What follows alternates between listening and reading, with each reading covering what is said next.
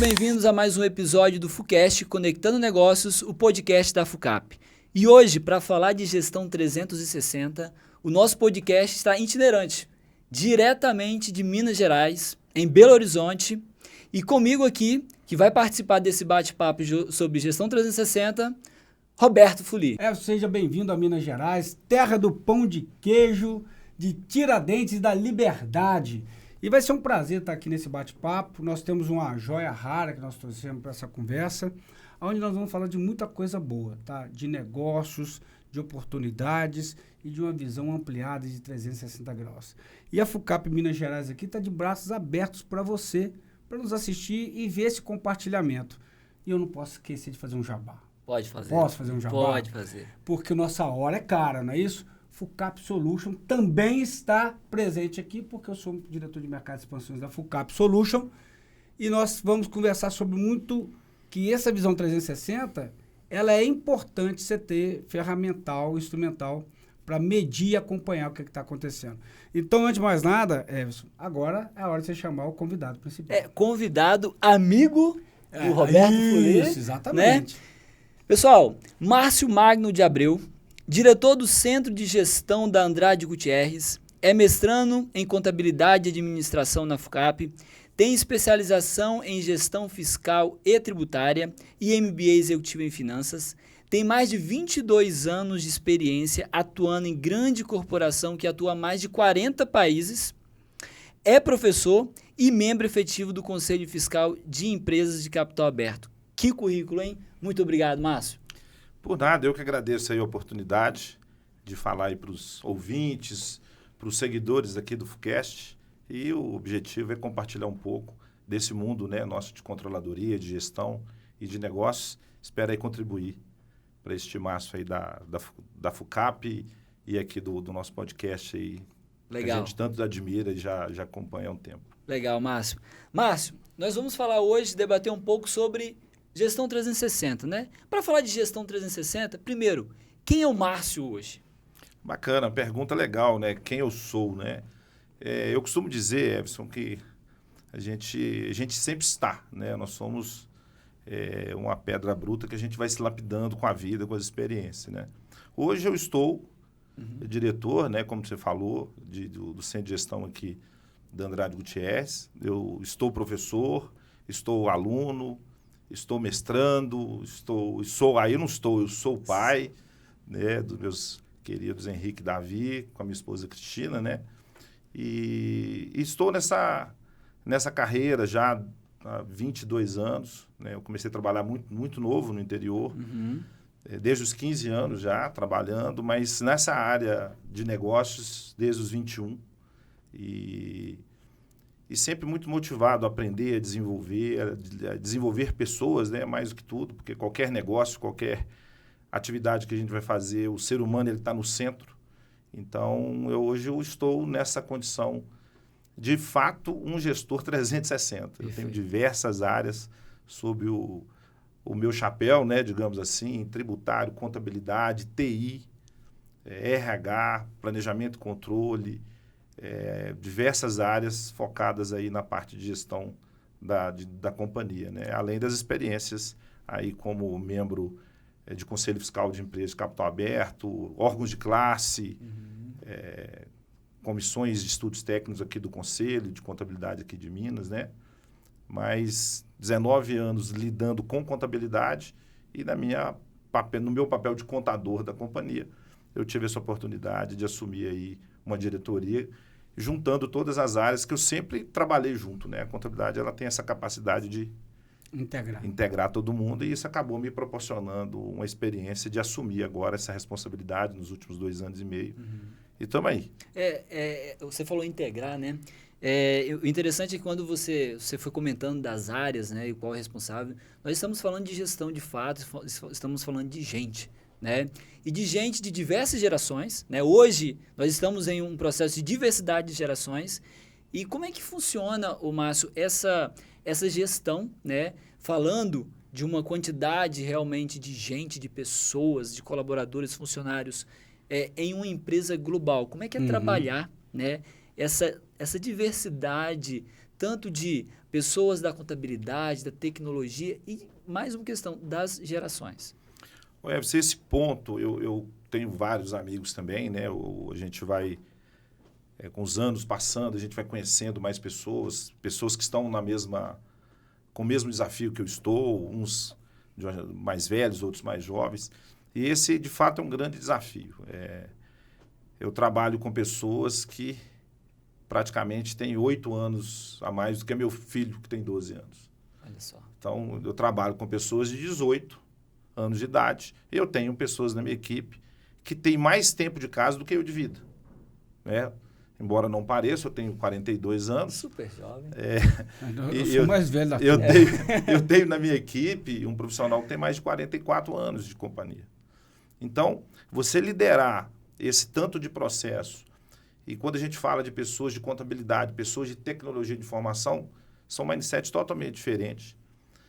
Mas o ponto principal, assim, na minha visão, a gente tem que sempre aprender, a gente tem que estar aberto. A gente não tem que ter vergonha de perguntar.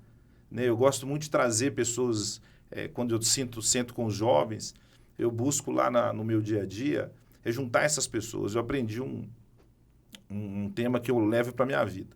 A experiência, junto com o experimento, ele tem um papel importantíssimo na nossa vida, principalmente nas organizações. Esse fervor da juventude, o questionamento, né, que o que muda o mundo são as perguntas. As respostas já estão aí para todo mundo.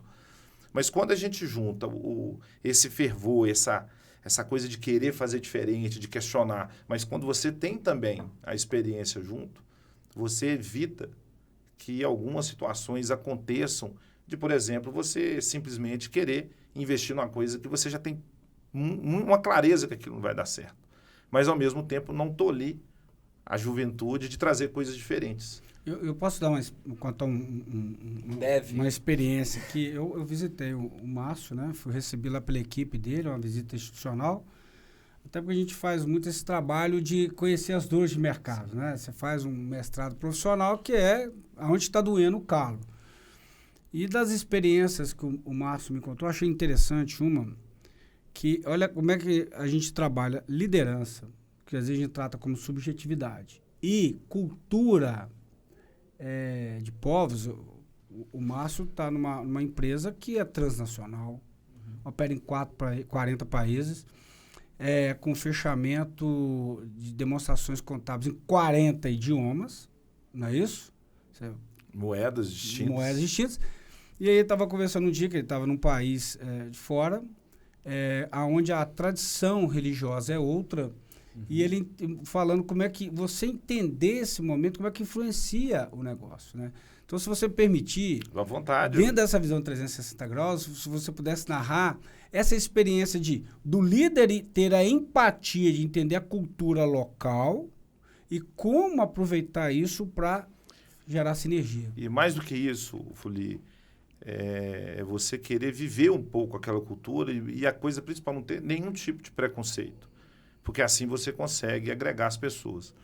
Durante um período, eu fui responsável, além do meu papel, nessa época, na contabilidade, aqui no Brasil, eu fui responsável pela controladoria de uma empresa portuguesa. E essa empresa com ação na Europa, Ásia e África. Então, quando eu somava com a América Latina, eu só não tinha equipe na Oceania. Eu tinha equipe em 4 continentes. Então, e quando eu passava um tempo importante em Portugal, e nós estávamos montando equipe, então eu trabalhava com moçambicano, com pessoas da Guiné, com pessoas profissionais que estavam atuando na Líbia, na Mauritânia, no Congo, ao mesmo tempo aqui na América Latina, com peruanos, venezuelanos, etc. Então, isso dá a gente também uma carga cultural muito legal. E se você tem esse espírito de querer conhecer, você só aprende, você vai entendendo.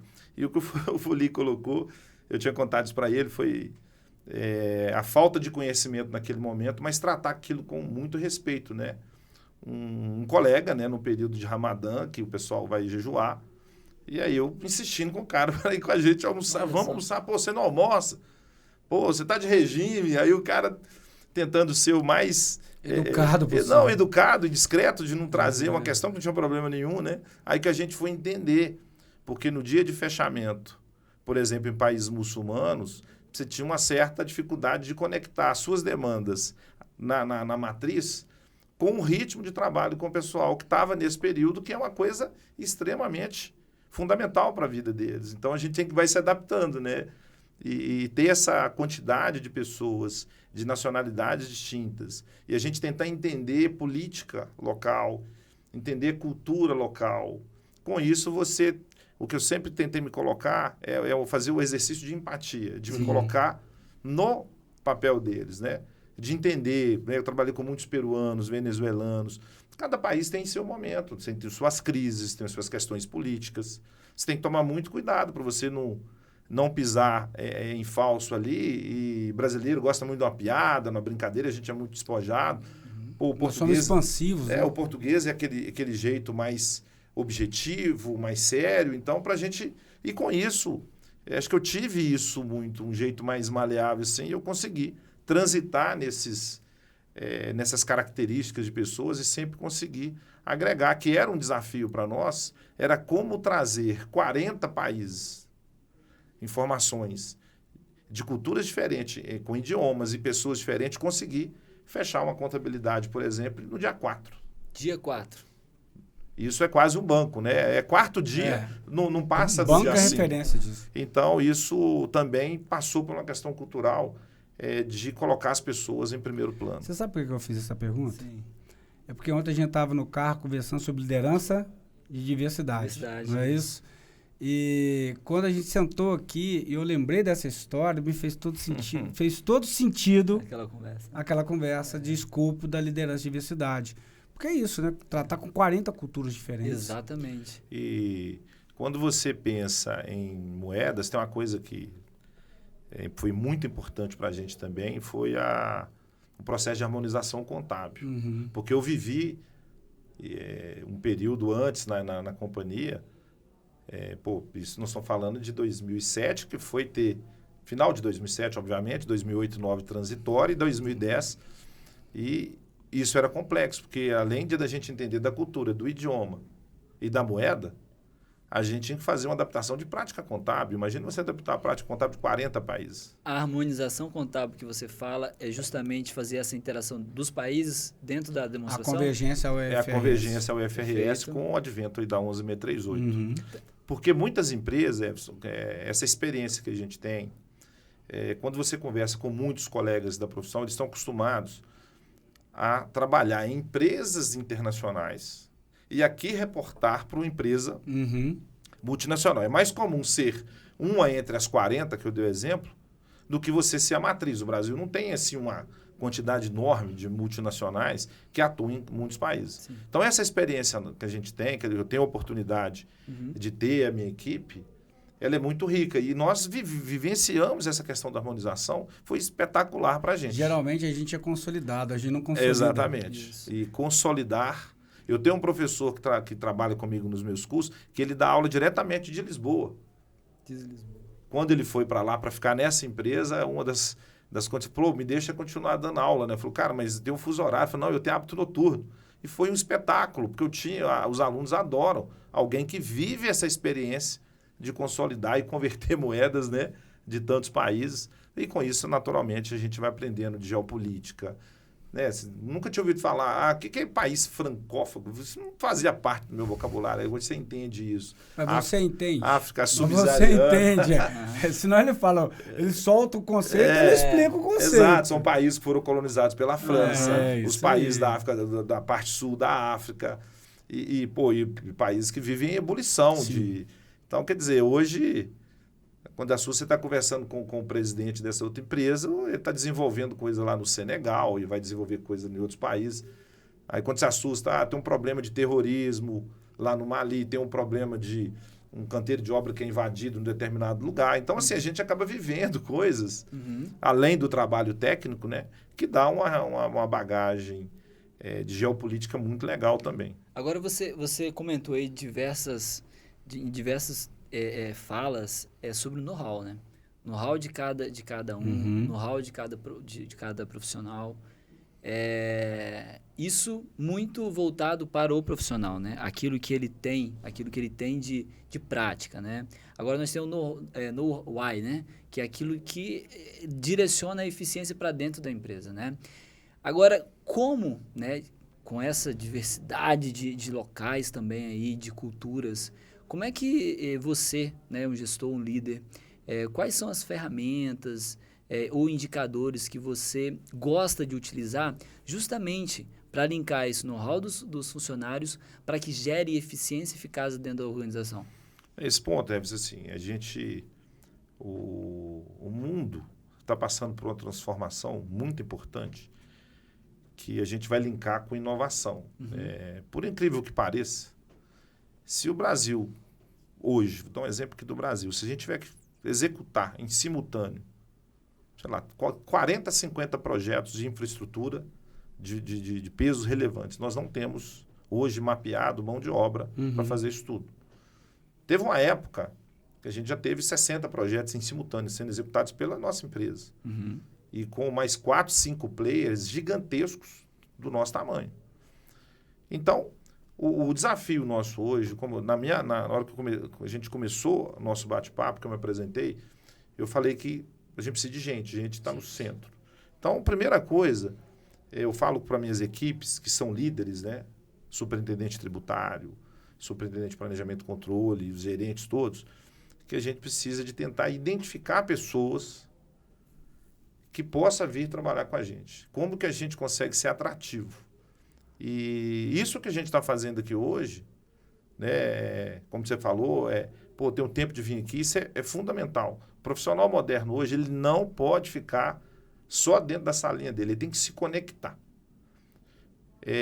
Quando a gente ensina a contabilidade, né, Fuli, que a contabilidade é uma ciência social, que tem o patrimônio como objeto de estudo, e esse patrimônio pertence a uma entidade que faz parte de uma sociedade e impacta e sofre o impacto dessa sociedade. Então, você não pode sentir uma ilha, você não pode ficar...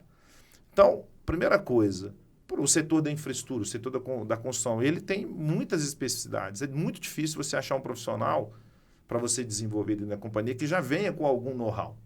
Então, esse é o primeiro passo, na identificação, identificar pessoas que tenham a parte comportamental, o interesse que você vê que aquela pessoa quer crescer, porque muitas vezes a gente vai ter que formar em casa. Ele vai ter a vida dele da formação formal nas escolas, obviamente, mas a gente vai ter que ensinar em casa. Ontem nós ouvimos uma frase que eu anotei. Você lembra qual que é a frase? Empresa que educa. Exato. Educação, a gente tem que educar. Eu tenho muito orgulho, Fuli, assim, eu já tive a oportunidade de ter assim, uma geração, principalmente do meio contábil, vai ser muito difícil, por favor, não é pretensão da minha parte, mas vai ser muito difícil se você percorrer aqui os meios acadêmicos, de conselho de classe, entre as empresas de auditoria e grandes empresas, alguém que eu não tenha já tido a oportunidade de conhecer. Tem vários profissionais de contabilidade que são controllers de empresas de sucesso de Belo Horizonte que passaram lá pela Andrade Gutierrez, junto comigo, com outros profissionais. Então, porque a gente vive de forma tão intensa, cada profissional que entra numa empresa de infraestrutura, ele vive tão intensamente porque não fabrica copo, não fabrica celular, não tem escala. Cada cliente, cada projeto, ele é único. E se ele é único, ele traz desafios únicos. E os profissionais que trabalham em empresas desse tipo, ele tem que estar muito preparado para lidar com isso. Porque é uma formatação diferente, é uma tecnologia diferente, é um cliente diferente, que tem sócios diferentes, em países diferentes, que vêm com muitas propostas que você precisa de se adequar. Então, o que você está falando, né? O know-how, saber fazer, ter o conhecimento, mas entender o propósito é conseguir conectar pessoas que consigam chegar dentro da companhia e se desenvolver para isso. Aí nós podemos dizer que é uma importância da tomada de decisão no nível tático e estratégico. O desafio está aí. Perfeito. E aí eu posso contar um outro caso, porque eu fiz o dever de casa, eu fui antes visitar, né? Ele foi um jornalista, né? Ele foi lá antes. Olha uma história legal. Tem algumas coisas que a gente vai andando, se não controlar todo dia, o custo cresce mais rápido que a receita. Não é isso? É a única variável que você pode controlar. A receita, ela está dada pelo mercado. Você acabou de falar, tem hora que eu não consigo ter escala, por que eu não vou ter escala? Porque o produto é específico, o cliente é específico. Então, gerenciar o custo, fazer com que o tático operacional entenda essa estratégia, é importante. A história que você conseguiu um ganho econômico implantando uma gestão melhor de controle de ponto. Eu acho que isso aponta bem. O que parece uma coisa burocrática, que gerou um resultado significativo. Nós criamos um projeto para... Porque é canteiro de obra, né? Imagina. Canteiro de obra. E não é qualquer um, é grande demais, né? Não, é canteiro com 2.000, com 3.000, com 500 pessoas. Vários tipos de escolaridade distintas. Diferente. Não, e pessoas do país inteiro. Porque você não precisa de achar que você vai chegar num qualquer cidade que você vai contratar 3, 4 mil pessoas da cidade que está ali te esperando. E a cidade tem a infraestrutura, inclusive, de tecnologia. Exatamente. Não, teve um projeto tem projetos aí, por exemplo, a hidrelétrica de Belo Monte, que foi um baita consórcio de 9, 10 empresas grandes. Ele chegou a ter quase 60 mil pessoas diretas. Com os indiretos, ele duplicou a população de Altamira. Altamira é o terceiro maior município do mundo territorial, mas ele tem 100 e poucos mil habitantes.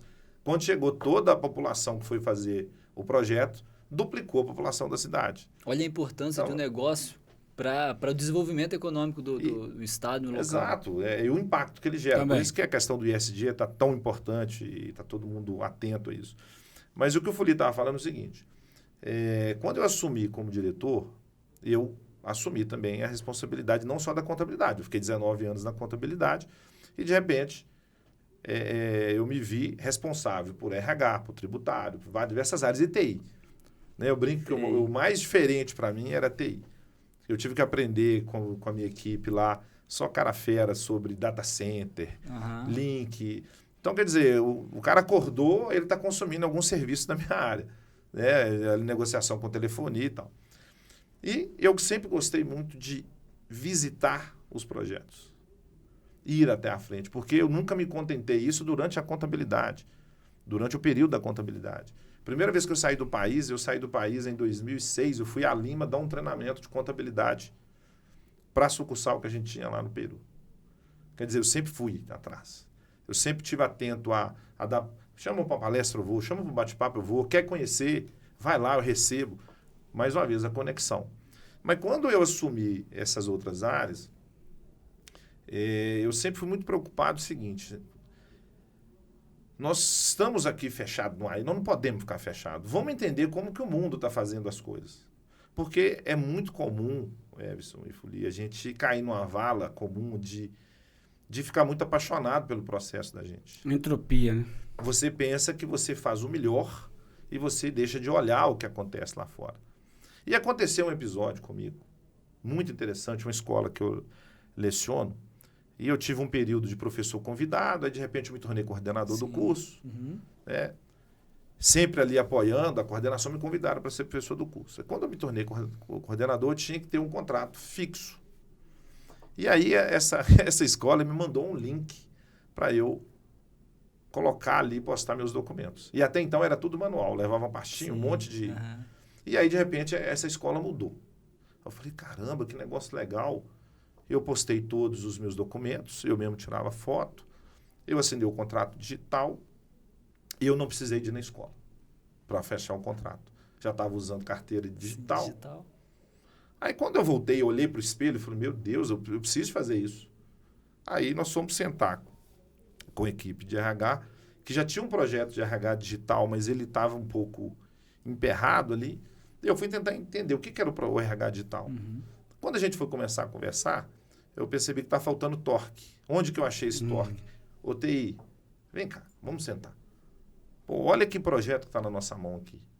Porque realmente a gente estava fazendo a marcação de ponto tradicional, o relógio de ponto, né, lá na linha de frente, lá chama de chapeira, né?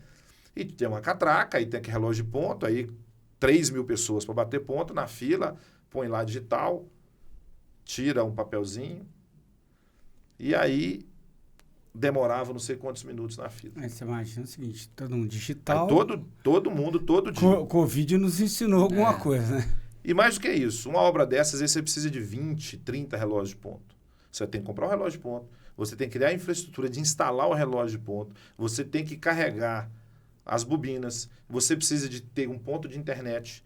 Se no local não tiver internet, o profissional de RH da obra tem que pegar um carro e ir lá, colocar um pendrive e todo dia puxar as informações daquele relógio e depois levar para o computador dele. E além disso, tinha lá os profissionais que precisavam de ver seus olerites. Sim. Então, você imagina, 3.000 pessoas numa obra e todo mês alguém ali na hora do almoço sai, ou depois da hora do almoço, a hora que ele quiser, vai até a salinha do RH, bate na porta, aí vai o profissional de RH, levanta, pega o número da matrícula dele, volta para a cadeira, digita no computador, dentro do sistema, abre o olerite, imprime numa folha de papel, levanta da cadeira, pega esse papel e vai e entrega para o cara. Ele olha com 2 minutos, rasga e joga fora.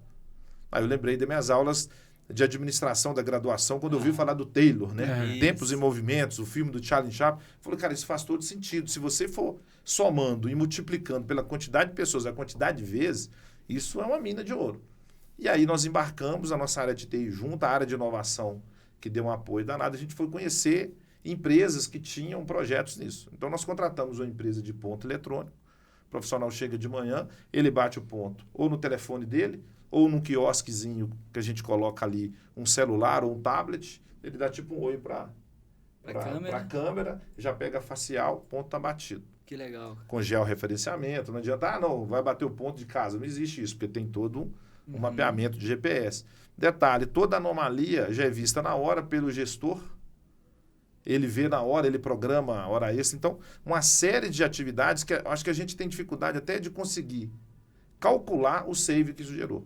Como é que é o nome da sua gestora lá? Camila. Camila falou assim, o que a gente economizou de árvore em pé. Foi um negócio... Que é papel. Não, no primeiro ano... Fora o homem-hora.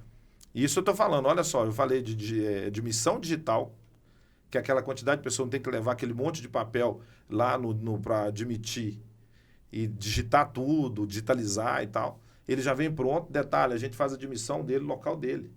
Ele não precisa de vir para cá, ficar 4, 5 dias no hotel esperando a admissão ficar pronta para ele entrar no canteiro.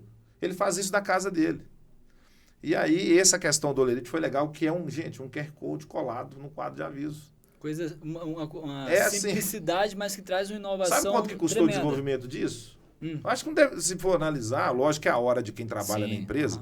Meu presidente gosta muito de falar in-house, né? In-house também custa, viu, gente? A hora de vocês também custa. Mas um negócio que alguém criou, um QR Code que levava para o site, meu Deus do céu. Uma integração ali. Então, inovação não precisa ser complexa. Às vezes a inovação é simples. Né? É simples. A inovação é a solução. Né? A inovação é a solução que aquele processo ele vai... Mas você só identifica quando você sai da sua zona de conforto, você sai da sua mesa, você sai da sua sala e vai observar. A observação, Perfeito. Ele é uma coisa assim... Se vocês pensarem no Santos Dumont, quando ele pensou em desenvolver o avião, é tudo observação. Você tem que observar, porque você não consegue captar. E se permitir, Everson, é o que a gente fala quando você faz um programa de mestrado e doutorado. Nós somos treinados para perguntar por quê tempo todo. Isso.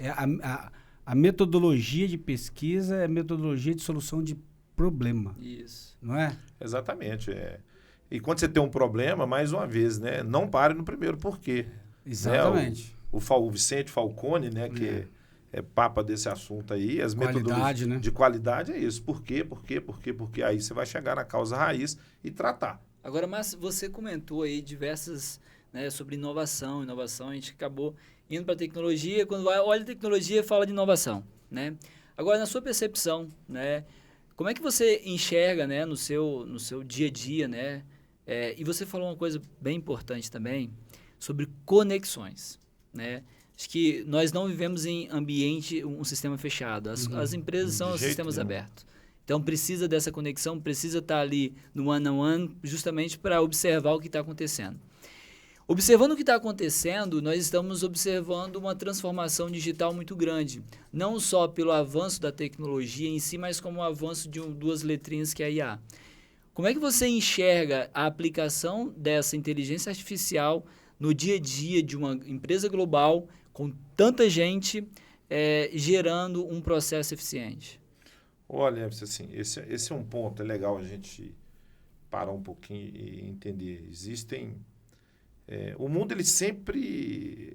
A humanidade, ela inova a cada tempo. Desde que o mundo é mundo, você para para pensar as pirâmides do Egito, naquele momento, a conseguir fazer aquilo ali, teve uma inovação. Uhum. Mas a história, ela nos mostra, a cada fase da história tem uma inovação. Tem uma inovação. As coisas vão sendo descobertas. O que a gente está agora é num processo muito acelerado. Mas não ache que tudo está moderno. O setor da infraestrutura, ele carrega... ele tem uma grande oportunidade por ser ainda um setor que carece de muita inovação. Uhum. E ele já tem um tempo que isso está sendo tratado, né? Tanto é que Andrade, né, falando aqui da empresa que eu trabalho, já tem 3 anos consecutivos que ganha aí como a empresa mais inovadora do segmento, naquele anuário do Valor Econômico. Lembrando aqui até da professora Arilda, né? Minha primeira disciplina do mestrado, um trabalho final era fazer uma resenha crítica sobre o anuário Valor. Eu fiquei muito honrado em fazer, porque eu falei da empresa que eu trabalho. Legal. Que no segmento foi... Mas tem um caminho muito grande, porque o setor da construção, tanto pesada quanto a civil, ainda ele tem no centro a mão de obra, né? O ser humano, com maior item de custo. Porque ainda tem muitas atividades que tem muita chance, tem muito espaço. O mato ainda está, vou dizer que está muito alto, mas o mato ainda está... Tem corte ainda. Tem corte para fazer. E quando a gente fala de automação, automatização, robotização, já tem um tempo que a gente passou a investir em RPA, né, aquela parte de robotizar processos ou pedaços do processo. E muita gente acha assim, nossa, mas está tão ruim, vão robotizar, pelo amor de Deus, não façam isso. Robotiza aquilo que você tem o máximo controle e domínio. Não se apaixone pelo processo que você domina. Robotize ele. Se ele é processual e ele é repetitivo, por mais que você tenha um controle dele, é esse que se robotiza. Porque se você robotizar a coisa que está mal... É o princípio da burocracia, né? O repetitivo é bom, a burocracia não é ruim, a disfunção burocrática que é ruim. E muita gente, Fuli, tinha uma ideia, eu aprendi isso lá com a minha turma da tecnologia, de TI, assim, que achava que ia robotizar aquilo que você não gostava de fazer, aquilo que estava ruim. Porque o robô, ele é um ser inanimado, ele vai fazer bobagem exponencial. Se você colocá-lo num processo que não está com todos os fluxos ali desenhados, ele vai fazer bobagem exponencial.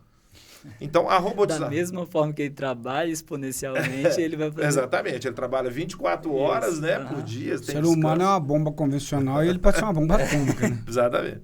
Então, existem essas fases. Agora, a inteligência artificial, ela é um outro movimento. Ela é uma coisa muito mais avançada.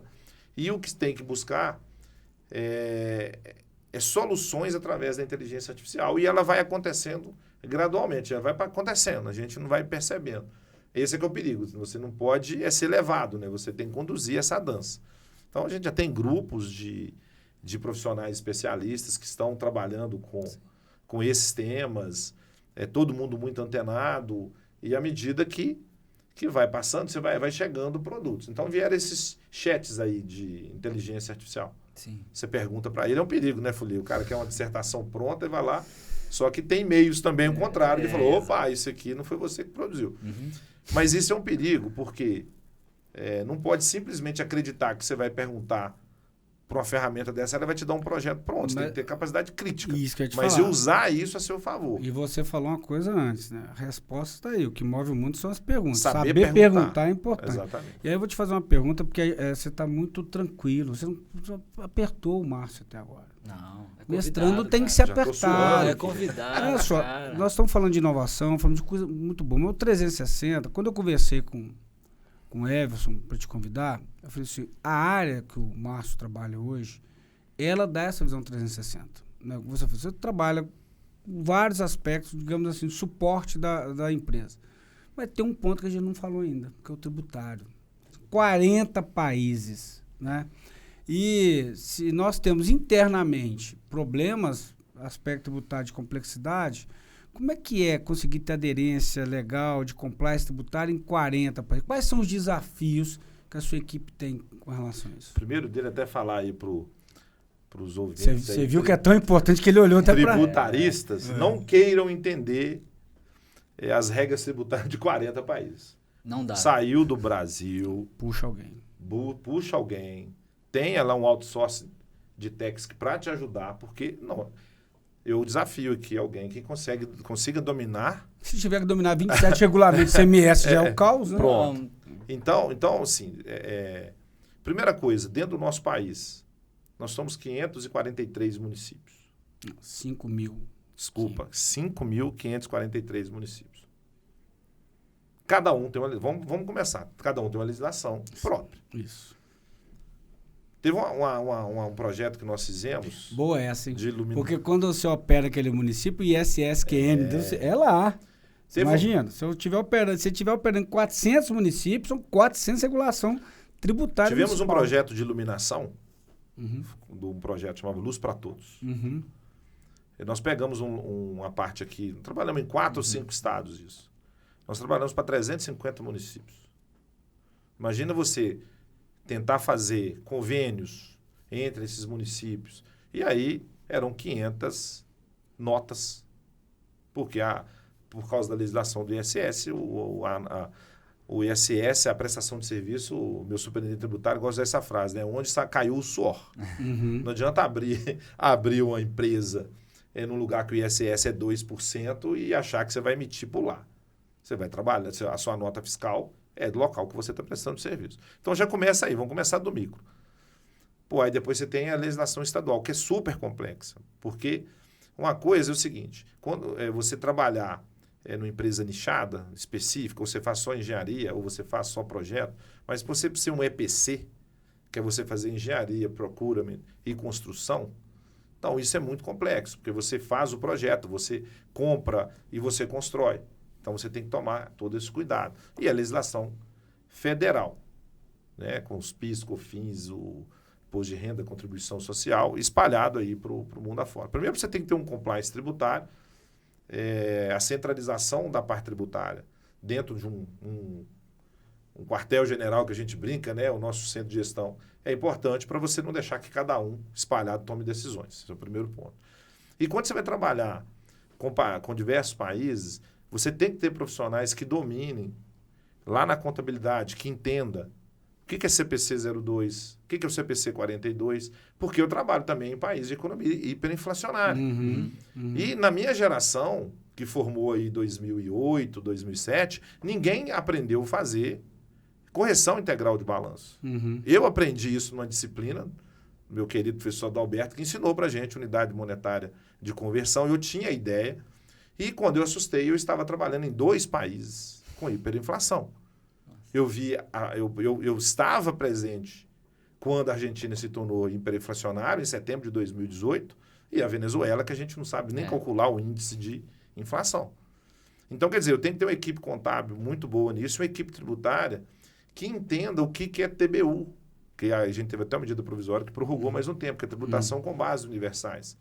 E ninguém entende tributação com bases universais sem entender variação cambial, conversão de balanço, item monetário e não monetário, porque não é só o tax. Você precisa de entender também como que aquilo... Porque uma coisa é converter para contabilidade, quando você leva para apurar o imposto, a regra é diferente, não é média do resultado, é a taxa de ponta do Banco Central aqui, com o balanço no gap local, não vale o gap em FRS que eu consolido. Então, você tem que ter um compliance tributário com apoio das pessoas profissionais locais, porque tem que entregar as obrigações locais e ter uma equipe muito bem formada, gente estudiosa, gente que fica atenta, porque você fazer a adição do lucro daquelas empresas do exterior, você tem que saber o que tem renda ativa própria, o que não tem renda ativa. Olha só, são como diversos hoje conceitos. 360 na veia, não falamos de inovação, tecnologia, RH, tributário. E aí tem um caso interessante permitido. E quando o governo cai? Com quem que eu converso? Não é isso? Não teve isso? Teve um caso emblemático que é trágico. Cara, nós nunca passamos por isso. Olha Trágico. que interessante. A gente trabalhando num país e os revolucionários do país fizeram uma insurreição lá e tiraram o presidente do poder, inclusive assassinaram o presidente. Sim. Né? Foi no caso do Muammar Gaddafi. Isso. E nós perdemos o controle Líbia. na Líbia. Líbia. E nisso tem uma regra contábil que naquele momento, com quem que você conversava? Quem que era... Quem que tá mandando? E aí, o que é conceito de ativo? Né? Um recurso controlado pela entidade. Uhum. Aí você perdeu uma coisa essencial do conceito de ativo, que era controle. Perdeu o controle. Com quem eu converso? Onde estão os meus equipamentos? Certamente usado até por, Sim. né, por revolucionário lá para... Durante um momento, até que as coisas se organizassem, nós tivemos que fazer no balanço como se fosse uma desconsolidação e uma provisão ali para perda até que passados vários anos. Isso foi quase uma década até a gente... Eu estou falando de 2012, que aconteceu isso. Em 2022 que a gente começou a ter pé para saber qual que era o nosso balanço. É quase fazer um balanço de abertura com o que era possível. Isso acontece, cara, com uma frequência. Você está fazendo um projeto e depois teve por exemplo, um país africano que depois que se libertou, era colônia portuguesa, né? E aí o presidente ficou lá 30 e tantos anos. Aí foi ter uma eleição. A nossa equipe teve que ir lá e se organizar, porque você não sabia se poderia ter um problema civil ali. Então, assim, olha o tipo de preocupação, né? Não é só debitar, acreditar por imposto, fazer folha, né? Você tem todo um contexto e contabilidade é isso, né? Contabilidade reflete os eventos contábeis e econômicos que vai impactar a demonstração risco, né? financeira. Márcio, falamos de desafios aqui, né? Sim, do começo ao fim. Fazer uma gestão, de fato, como o Fuli comentou, né? Passamos por diversas áreas aqui no nosso bate-papo, né? E todas as áreas têm esses desafios, né? Já caminhando para o nosso final, infelizmente, da nossa conversa aqui, que é Passa muito rápido, passa muito rápido e é muito conteúdo de qualidade, né? Uma mensagem que você poderia deixar, né? Justamente para líderes, né? Gestores que estão, né, assim como você, com esse desafio de liderar uma empresa global, né? Você de infra, mas nós temos aí diversos líderes em outras áreas também com os mesmos desafios. Qual é a mensagem, né, de gestão 360 para que esse líder, né, tenha à frente? Eu falo à frente porque o líder, na verdade, ele né, a gente precisa de ser ali uma referência para a nossa equipe, né? Qual é a mensagem para ter uma equipe de alta performance numa gestão 360? Olha só, assim, é difícil a gente ter uma mensagem, mas eu vou falar muito assim, do coração mesmo, Ele falou para te apertar. O que eu entendo, assim. Acho que algumas coisas, não é uma coisa só, é um conjunto de fatores. A gente nunca pode cansar e achar que já sabe tudo. Parece clichê, mas no momento que eu acho que eu sei tudo, eu só estou assinando um atestado que eu não sei nada. Porque o mundo é dinâmico, né? Eu falei, cada projeto, ele não é uma camisa que tem uma grade, né, de P a GG, né? Cada camisa é uma camisa diferente da outra. E para qualquer área vai acabar se encaixando. Então, o que eu levo para mim, que eu passo de mensagem, é o seguinte: nunca pare de aprender. E o aprendizado ele pode ser formal ou pode ser de qualquer outra forma, né? O aprendizado formal ele é super importante. Não pare de aprender. E aprender com todas as pessoas que estão ao seu lado. Eu nunca tive medo, Everson, de ter pessoas boas, melhores do que eu dentro do meu time. No dia que eu chegar, eu tenho aí mais ou menos 170 pessoas comigo, e eu percebi que eu sou o melhor do meu time em todas as posições, eu já sei qual que é o meu limite. Mas quando eu me proponho a aprender, a trazer pessoas, a trazer talentos que são melhores do que eu não vou conseguir ser bom em tudo. O que eu preciso ser, eu sou um técnico, eu sou um regente da orquestra, eu preciso de ter craques ali, que vão trabalhar, que vão... Então, não ter medo de aprender, não se fechar, se conectar, entender que o mundo é muito grande e a gente vai sair desse mundo aqui, a gente está emprestado aqui, né? A gente vai aprender muito pouco, mas assim, daquilo que a gente se propõe a aprender, aprenda com as pessoas, aprenda com tudo, todas as ferramentas que estiver na sua mão, aprenda com ela. Então, desde pequeno, eu sou do interior, eu sou datilógrafo. Foi o primeiro curso que eu fiz fora da escola normal. Cheguei, fui aprender a mexer com computador, era o único que eu sabia mexer com computador no supermercado que eu trabalhei. Porque meu pai era presidente de um sindicato ele trouxe um curso de informática para os sócios e filho dos sócios, indústria de fiação lá do interior. Fui lá e fiz, tinha 13 anos. Fui para o supermercado, eu não sabia mexer com computador, me destaquei no supermercado. Fui para a empresa de cosméticos, aperfeiçoei. Eu também era um dos poucos que sabia mexer com o computador. Fui começar a dar aula, resolvi na pandemia fazer uma graduação em administração em AD. Porque eu imaginava que em algum momento eu estaria vendendo curso em AD. Essa semana eu fui gravar o Boas-Vindas do meu primeiro curso em AD. Então, cara, tudo que você faz, que você aprende, ele serve para você. E não tem nada que é inútil. Aprender com as pessoas, conversar. Então, resumindo, né? Aprenda, comunique-se, se conecte. E aí você vai ter uma leitura de ambiente para ver como é que você vai trilhar seu caminho. Mas o aprendizado, ele é o caminho, ele é a bússola. Que legal. Márcio, muito obrigado por reservar esse tempo aqui para nos ensinar tanto, né? Por trazer essa caminhada de sucesso que você tem até aqui e vai ter ainda muito mais, né? Frente aos teus desafios. E te desejo muito sucesso em tudo que fizer aí.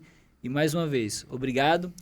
Fuli, muito obrigado por fazer essa conexão, né? Muito obrigado por justamente trazer uma pessoa tão qualificada aqui para falar conosco. Obrigado, Everson. Obrigado, Márcio, por ter vindo. Um prazer. Dizer que faltou muita pergunta ainda. Faltou. Deu outras rodadas. Antes de você encerrar, Everson, quando o Márcio estava falando, eu lembrei de uma capa de revista da Você S.A. de muitos anos atrás, que dizia o seguinte: empresa gigante, empresa anã. Empresa gigante, eu contrato pessoas que são melhores que eu, porque eu sou bom em contratar. Empresa anã, eu tenho medo de contratar os outros, eu sou o melhor, a minha empresa nunca vai crescer. Acho que a sua fala resume muito o que é o 360, que é a sua proposta de trilha. Exato. Aqui. Queremos que pessoas muito melhores que a gente, para a nossa equipe ser gigante. Ótimo. Trazer um craque para o time é um prazer imenso e mostra o quanto que você está fazendo o seu papel bem, né? Pergunta se o Tite tem medo de ter aquela seleção com ele. Nada. E você que está nos ouvindo e nos assistindo, não esqueça de seguir o nosso canal, siga o FUCast, o podcast da FUCAP, comente, coloque nos seus comentários aquilo que você quer ouvir, aquilo que você quer ver sobre conteúdo qualificado. Estamos nas principais plataformas, YouTube, o Spotify. Então nos siga, porque muito conteúdo de qualidade ainda vai ter nos outros episódios. Até o próximo.